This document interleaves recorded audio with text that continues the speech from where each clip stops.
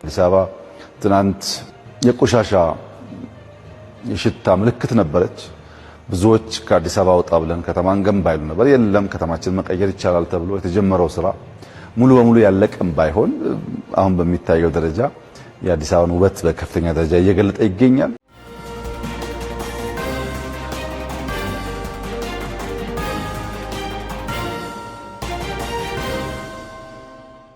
የዘውትር አክብሮታዊ ሰላምታችን በያላችሁበት ድረስ ወደ ሸገር ታይምስ ቤተሰቦች እንደምናላችሁ የሰዓቱ ዜናችን እንሆ ተጀምሯል። አቤት ነጥቦቹን እንደተለመደው አስቀድመን እናስተዋውቃችሁ። ጠቅላይ ሚኒስትር አብይ አህመድ ለአዲስ አበባ ምትክ የሚሆን አዲስ ከተማ የመመስረት ፍላጎት ነበር ሲሉ ይፋ አድርገዋል። ጠቅላይ ሚኒስትሩ በሰማችሁት መልኩ እንዲቀር ያደረጉት ሌላ ዋና ከተማ የማስገንባት እቅድ ምን ይመስላል? ዜናችን በወፍ በረር ይመለከተዋል። ራሱን የትግራይ ዲፕሎማሲያዊ ቡድን አድቮኬሲ ካውንስል ብሎ የሚጠራ ኃይል ትግራይ ዳግም ወደ አውዳሚ ጦርነት ልትገባ ነው ሲሉ ይፋ አድርገዋል። ይህ ካውንስል ይፋ ያደረገውን መግለጫ በዝርዝር እንመለስበታለን። የኢትዮጵያ እስልምና ጉዳዮች ጠቅላይ ምክር ቤት ለትምህርት ሚኒስቴርና ሁለት የኢትዮጵያ ክልሎች ጥብቅ ማስጠንቀቂያ አስተላልፈዋል። የአማራ ክልል ውሳኔ የባሰው ጥንቅጥ ያመጣል። ፕሮፌሰር ብርሃኑ ነጋም በተናጠል የሚወስኑት ውሳኔ ከህዝበ ሙስሊሙ በእጅጉ የተቃረነ ነው ሲል ወንጅሏል። ዝርዝሩን እንመለስበታለን። በትናንትናው ዕለት ይፋ የተደረገ አዲስ የሹምሽር ስነ ስርዓት መጠነ ሰፊ ውዝግብ አስነስቷል። እንመለስበታለን። ከዚህ ውጪ ሩሲያ ወደ ኢትዮጵያ ባልተለመደ መልኩ ግዙፍ የኢንቨስትመንት እድል ይዛ እየመጣች ነው። ከኒውክሌር እስከ ብረታ ብረትና አልሙኒየም ግንባታ የሚደርሰውን የሩሲያን አዲሱን የኢንቨስትመንት እድል በስፋት እንመለከታለን።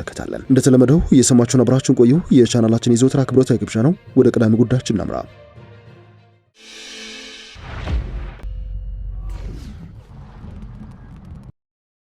ከአዲስ አበባ ሊወጡ የሞከሩ አሉ። ጠቅላይ ሚኒስትር አብይ አህመድ ያስቀሩት ሌላ የኢትዮጵያ ዋና ከተማን የማስገንባት እቅድ። በዓለማችን ጥቂት የማይባሉ ሀገራት ከአንድ በላይ ዋና ከተሞች እንዳላቸው ይታወቃል። ከነዚህ ሀገራት መካከል በጉልህ የምትጠቀሰው 3 ዋና ከተሞች ያሏት ደቡብ አፍሪካ ነች። ከዚህ ባለፈ ኮት ዲቯር፣ ታንዛኒያ፣ ቤኒን የመሰሉ የአፍሪካ ሀገራት እንደዚሁም ኔዘርላንድ፣ ቼክ ሪፐብሊክ፣ ቺሊ፣ የመን፣ ማሌዥያ ሌሎችም ሀገራት 2 እና ከዛ በላይ ዋና ከተሞች ካላቸው ሀገራት ተርታ የሚመደቡ ናቸው። ከየሀገራቱ የሚመጡ መረጃዎች እንደሚያሳዩት ከሆነ ከአንድ በላይ ዋና ከተማ የመመስረቱ የእነዚህ ሀገራት ምክንያቶች መካከል ያልተማከለ የስልጣን ክፍፍል፣ የኢኮኖሚ ስበት፣ ፍትሃዊ ስርጭት፣ የፖለቲካ ስልጣን ሚዛን መጠበቅ፣ ታሪካዊ ሁኔታዎች እንደዚሁም ያልተፈለገና ከመጠን በላይ የሆነ የህዝብ መሰባሰብን ማስቀረት የሚሉት ይገኙበታል። በሀገራችን ኢትዮጵያም ከአንድ በላይ ዋና ከተማ ያስፈልጋል የሚሉ የሚሞገቱ ምሁራን፣ የፖለቲካ ፓርቲ መሪዎች ቀላል አልነበሩም። ምክንያታቸው ደግሞ ቀደም ሲል ከተጠቀሱት የየሀገራቱ ጉዳዮች ጋር የሚያያዝ ቢሆንም ዋነኛው ግን ከተማዋ ከምትችለው በላይ ህዝብ እየተሰባሰበና እየተሸከመች ነው። አዲስ አበባ ያለ ፕላን የተመሰረተች ከተማ በመሆኗ ሌላ ዘመናዊና በሳተላይት ሲቲ የተደራጀ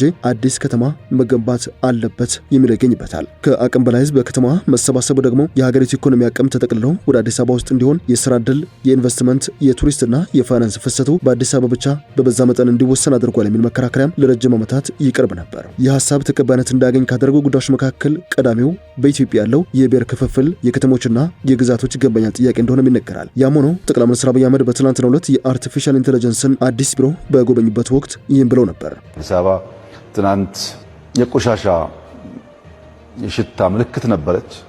ብዙዎች ከአዲስ አበባ ወጣ ብለን ከተማን ገንባ ይሉ ነበር። የለም ከተማችን መቀየር ይቻላል ተብሎ የተጀመረው ስራ ሙሉ በሙሉ ያለቀም ባይሆን አሁን በሚታየው ደረጃ የአዲስ አበባን ውበት በከፍተኛ ደረጃ እየገለጠ ይገኛል። ጠቅላይ ሚኒስትሩ እንደሚሉት ሰዎች ከተማን ቀይር ብለው ከአዲስ አበባ ወጥቶ አዲስ ዘመናዊ መዲና እንዲገነባ ቢመኙም 120 ዓመታት ያስቆጠረችውን አዲስ አበባ ማዘመን የበርካታ ኗሪዎችን ኑሮ የፈተነ ቢሆንም እንደገና ከተማውን አፍርሶ መገንባት ይቻላል የሚለውን ከባድ እቅድ ሙሉ በሙሉ ባይሆንም ፍሬውን እያየንበት እያሳከነው እንገኛለን ሲሉ ተደምጠዋል። ይህንን ደግሞ የአዲስ አበባን ውበት በመግለጥ በኩል የራሱ ሚና እንዳለው ተመልክተንበታል ባናቸው ጠቅላይ ሚኒስትሩ የዚህ ሀሳቤ ወደ መንግስት ተቋማት እያደገ እንደሆነ የሚናገሩት አብይ የመንግስት ተቋማት የተመቸ የስራ አካባቢ ለመፍጠር የግዴታ አዲስ ቢሮ መገንባት አያስፈልጋቸውም በማለት የነበረውን አዲሱና ቴክኖሎጂ ገጥሞ ምቹ ማድረግ እንደሚቻል አይተንበታል ነው ያሉት። ለዚህ ምሳሌ ሆናቸው አምባሳደር አካባቢ የሚገኘው የቀድሞው የቡናና ሻይ ባለስልጣን ቢሮና የኢቢሲ ዋና መቀመጫ የአርቲፊሻል ኢንተለጀንስ አዲሱ መስሪያ ቤት መሆኑን በተመለከቱበት በትላንትናው ዕለት ነው።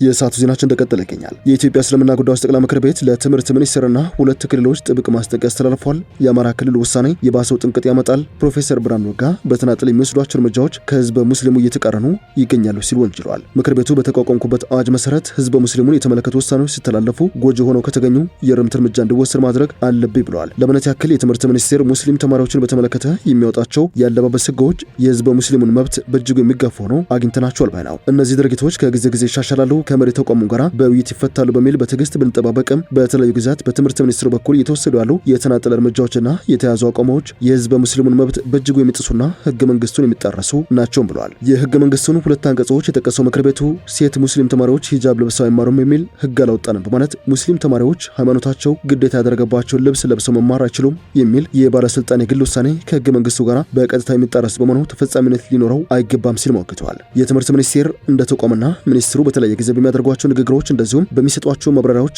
ሙስሊም ሴት ተማሪዎች ሃይማኖታቸው ግዴታ ያደረገባቸው ሂጃብ የተሳሳተ ትርጉም ሲሰጡና ለብሰው መማር አይቻልም የሚል እንድምታ ያለው ንግግር ሲያደርጉ ይስተዋላል ያለው መግለጫው ሙስሊም ሴት ተማሪዎች የሌላውን መብት ሳይነኩና በትምህርት ቤት ውስጥ ሊከሰቱ የሚችሉ የቅድመ ጥንቃቄ የደህንነት ጉዳዮች በሌሎች አማራጮች መካከል እየተቻለ ሃይማኖታቸው ግዴታ ያደረገባቸው ልብስ ለብሰው እንዳይማሩ መከልከሉ ህግ ያልሆነ በምንም አመንኪውም ተቀባይነት የሌለው ነው ብለዋል። አማራ ክልልን በተመለከተ የክልሉ ትምህርት ቢሮ ከህዝበ ሙስሊሙ መሪ ተቋማት ጋር ውይይት ሳያደርግ ሙስሊም ተማሪዎች በግዳጅ ግዕዝ እንዲማሩ ውሳኔ ማሳለፉን የጠቀሰው ምክር ቤቱ ውሳኔውን ህዝበ ሙስሊሙና በየደረጃው ያለ የክልሉ መጅሊስ መዋቅሮች ተቃውሞታል ሲል ገልጸዋል። ህዝበ ሙስሊሙንና ተቋማቻቸውን ባገለለ መልኩ የተላለፈው ውሳኔ ክልሉ ያለበትን ውስብስብ ችግር የበለጠ የሚያባብስ ነው ሲል ያስጠነቀቀው ምክር ቤቱ ፍጹም ተቀባይነት እንደማይኖረው የእርምት እርምጃም እንዲወሰድ ሲል ጥያቄ አቅርበዋል። የኢትዮጵያ እስልምና ጉዳዮች ጠቅላይ ምክር ቤት የተጠቀሱ ችግሮችን ጨምሮ ህዝበ ሙስሊሙን የሚመለከቱ ችግሮች ዘላቂ መፍትሄ እንዲያገኙ የትግራይ ክልልን በተመለከተ በክልሉ ሙስሊም ሴት ተማሪዎች የእምነት አለባበስ ጉዳይ በፌዴራልም ሆነ በክልሉ ህገ መንግስት እንደዚሁም በሌሎች የሀገሪቱ ህጎች የተፈቀደላቸውን የእምነት አለባበስ ለብሰው የመማር መብታቸው ተጥሶ ላለፉት 2 ዓመታት ከትምህርት ገበታ ውጭ ሆኗል ብለዋል። ይህ ሁሉ ሲሆን ጉዳይ በቀጥታ የሚመለከተው የትምህርት ሚኒስትር ተማሪዎቹ ወደ ትምህርታቸው እንዲመለሱ ምንም አይነት ጥረት አላደረገም ሲል ወንጅሏል። በዚህ መነሻ የክልሉ መንግስት በፍርድ ቤቶች ውሳኔ መሰረት ሙስሊም ተማሪዎች ሃይማኖታቸው ግዴታ ያደረገባቸው ሂጃብ ለብሰው እንዲማሩ እንዲያደርግና የፍርድ ቤቶች ውሳኔ እንዲፈጸም የጠየቀ ሲሆን የትምህርት ሚኒስትርም ጉዳይ በቀጥታ የሚመለከተው በመሆኑ በጉዳይ ላይ ጣልቃ በመግባት ተማሪዎች ወደ ትምህርት ገበታቸው እንዲመለሱ እንዲያደርግ በህግ የተጣለበትን ኃላፊነትም እንዲወጣ ጠይቀዋል። ምክር ቤቱ የተጠቀሱ ችግሮችን ጨምሮ ህዝበ ሙስሊሙን የሚመለከቱ ችግሮች ዘላቂ መፍትሄ እንዲያገኙ የሚሰራ ከዑለማ ከህግ ምሁራን ከማህበረሰብ ተወካዮች ከሚዲያ ባለሙያዎች ከሴቶችና ከወጣቶች የተውጣጣ አዲስ ኮሚቴ በዛሬው ዕለት እንደተቋቋመ በዚህ መግለጫ አመላክቷል። የትግራይ ዲፕሎማቲክ ተሟጋች ምክር ቤት የተባለ ካውንስል ትግራይ እንደገና ወደ አውዳሚ ጦርነት ልትገባ ነው ሲል አስጠንቅቋል። የትግራይ ዲፕሎማቲክ ተሟጋቾች ምክር ቤት ካውንስል ባወጣው አዲስ መግለጫ ኢትዮጵያ በተለይም ትግራይ ክልል እንደገና ወደ አውዳሚ ጦርነት ለመግባት አፋፍ ላይ ትገኛለች ሲል ማሳሰቢያ ሰጥተዋል። ይህ ደብዳቤ ለሁሉም የአውሮፓ ህብረት የውጭ ጉዳይ ሚኒስትሮች ይድረስ ሲል ነው ባለ 3 ገጽ የማስጠንቀቂያ መልእክቱን አስተላለፈው። ደብዳቤው በቅርቡ በአፋር ክልል ራሱን ቲዲኤፍ ብሎ የሚጠራው ታጣቂ ቡድን ትንኮሳ መፈጸሙን ተከትለው የድሮን ጥቃት መፈጸሙን በመጥቀስ የፕሪቶሪያ ስምምነት በግልጽ መጣሱንና በትግራይና በአፍሪካ ቀንድ በሚሊዮን የሚቆጠሩ ሲቪሎች ላይ ተጨማሪ አደጋ የደቀነ ክስተት ሆኗል ብሏል። ፎረሙ ጥቅምት ወር መጨረሻ ላይ የፌዴራል መንግስት የድሮን ጥቃት በመፈጸም የፕሪቶሪያ ስምምነት ላይ ቴክኒካዊ ጥሰት ፈጽሟል ሲል ነው የወነጀለው። ምንም እንኳን የህወሓት ኃይሎች ወደ አፋር ክልል ገብተው 6 ቀበሌዎችን በኃይል ተቆጣጥረው በሺዎች የሚቆጠሩ ዜጎችን እንዳፈናቀሉ የተገለጸ ቢሆንም ይህንን የህወሓትን ትንኮሳ በዚህ ደብዳቤ ከመግለጽ ተቆጥበዋል። ከዚህ በዘለለ የፌዴራል መንግስቱ ከስምምነቱ በተቃራኒ የትግራይ ኃይሎችን የሚዋጋና ተቃራኒ የሆነ ያፈነገጠ ኃይሎችን እያገዘ ነው ሲል ስለ ሀራ መሬት ወይንም የሰላም ኃይሎችም ወንጀል አስቀምጠዋል። በአቶ ጌታቸው ረዳ የሚመራው ስምረት ፓርቲን የፌዴራል መንግስት ትግራይን ለከፋፍለ ግዛ ስትራቴጂ የሚጠቀምበት አዲስ ኃይል ሆኗል ሲል ወንጅሏል። እንደዚህም በወልቃይት የነ ኮሎኔል ደመቀ የተከዘዘ ባህል አሁንም በስልጠና ኃይሉን እያጠናከረ አካባቢውን በኃይል መቆጣጠሩን ገፍቶበታል ሲልም ነው የወነጀለው። የአውሮፓ ህብረት ሌላ አደጋ ለመከላከል ሲቪሎችን ለመጠበቅና ያለውን የሰላም ማዕቀፍ ለማስጠበቅ የፖለቲካና የኢኮኖሚ አቅሙን ተጠቅሞ ጫና እንዲያደርግም ካውንስሉ ይፋ ጥሪ ያቀርበዋል። የሰዓቱ ዜናችን እንደቀጠለ ይገኛል። የሩሲያ መንግስት በጠቅላይ ሚኒስትር አብይ አህመድ መንግስት ግዙፍ የተባሉ የኢንቨስትመንት እድሎችን ወደ ኢትዮጵያ እያመጣ ነው ተብሏል። ከነዚህ መካከል አንዱ የኢትዮጵያ መንግስትና የሩሲያ ኩባንያ የተፈራረሙት ግዙፍ የአልሙኒየም ማቅለጫ ፋብሪካ ግንባታ ነው። የኢትዮጵያ ኢንቨስትመንት ሆልዲንግስና ሩሳል ኩባንያ በኢትዮጵያ 500,000 ሜትሪክ ቶን የማምረት አቅም ያለው የአልሙኒየም ማቅለጫ ለመገንባት የመግባቢያ ስምምነት ተፈራርመዋል። ሆልዲንጉ በኢትዮጵያ ውስጥ መጠነ ሰፊ የአልሙኒየም ማቅለጫ ፋብሪካ ለማቋቋም የሚያስችል የመግባቢያ ስምምነትን በዓለም አቀፍ ደረጃ ግዙፍ የአልሙኒየም አምራቾች መካከል አንዱ ከሆነው የሩሲያው ሩሳል ኩባንያ ጋር ተፈራርመዋል። ፋብሪካው በየዓመቱ 500,000 ሜትሪክ ቶን የማምረት አቅም ይኖረዋል ተብሎ የሚጠበቅ ሲሆን ኢትዮጵያን በቀጠናና በዓለም አቀፍ የአልሙኒየም ገበያዎች ላይ ተወዳዳሪ አቅራቢ እንድትሆን የሚያደርጋት ስለመሆኑ ተጠቁመዋል። ፕሮጀክቱ እያደገ የመጣውን የሀገር ውስጥ ፍላጎት ለማሟላት የኢንዱስትሪ ልማትን ለመደገፍ እንደዚሁም በዚህ ጊዜ የአልሙኒየምን ወደ ሀገር ማስገባት ሂደት ወቅት የሚያወጣውን የውጭ ምንዛሬ ወጪ በከፍተኛ ሁኔታ ለመቀነስ ያለመ ነው ተብሏል። የተገለጸው ባሳለፍነው ሳምንት በኢትዮጵያ ኢንቨስትመንት ሆልዲንግና በዩሮ ኤዥያ ቅዳሜ የዲጂታል መድረክ በሆነው ዋይልድ ቤሪስ መካከል ኢትዮጵያን የኢኮሜርስና የዲጂታል መሰረተ ልማት ለማፋጠን ከተፈረመው የአጋር አጋርነት ስምምነት በኋላ ነው። እንደ ኢትዮጵያ ኢንቨስትመንት ሆልዲንግስ መረጃ መሰረት የአልሙኒየም ፋብሪካ ግንባታው ከ3 እስከ 4 ዓመታት ይጠናቀቃል የተባለ ሲሆን ለ5 ዓመታት ያክል አገልግሎት እንደሚሰጥም ይጠበቃል። በግምት እስከ 1 ቢሊዮን የአሜሪካን ዶላር ወጪ እንደሚያወጣ የሚገመተው የመጀመሪያው ዙር ምዕራፍ ፕሮጀክቱን ጅማሮ ለመደገፍ ከፍተኛ ፍላጎት ካሳዩ ታማኝ አበዳሪዎች ወደ 70% የሚሆነው የገንዘብ ድጋፍ ያገኛል ተብሎ እንደሚጠበቅም ተገልጿል። በተጨማሪም የመግባቢያ ስምምነቱ መፈረሙን ተከትሎ የኢትዮጵያ ኢንቨስትመንት ሆልዲንግስና ሮሳል የፕሮጀክቱን አጠቃላይ ዝግጅት ለመቆጣጠር የጋራ ቴክኒክ ኮሚቴ ያቋቋሙ ሲሆን የቦታ መለየትና አጠቃላይ የአዋጭነት ጥናትን ጨምሮ የመጀመሪያ ደረጃ እንቅስቃሴዎች ቀድሞውንም በመካሄድ ላይ እንደሚገኙ ተመላክተዋል።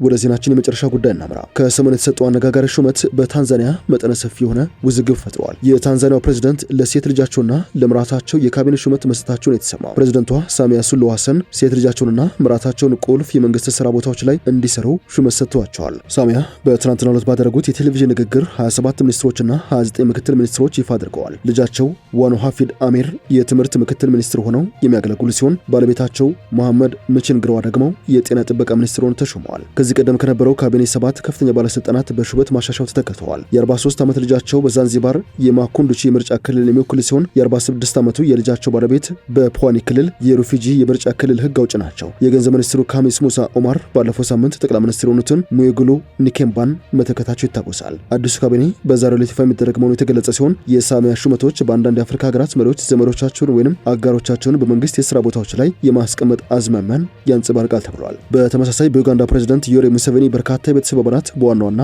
የስራ ቦታዎች ላይ ይገኛሉ ነው የተባለው። ወደ ሸገር ታይምስ ቤተሰቦች የሰዓቱ ዜናችን አበቃ። ስላደመጣችሁን አመሰግንን። በያላችሁበት ሰናይ ጊዜ።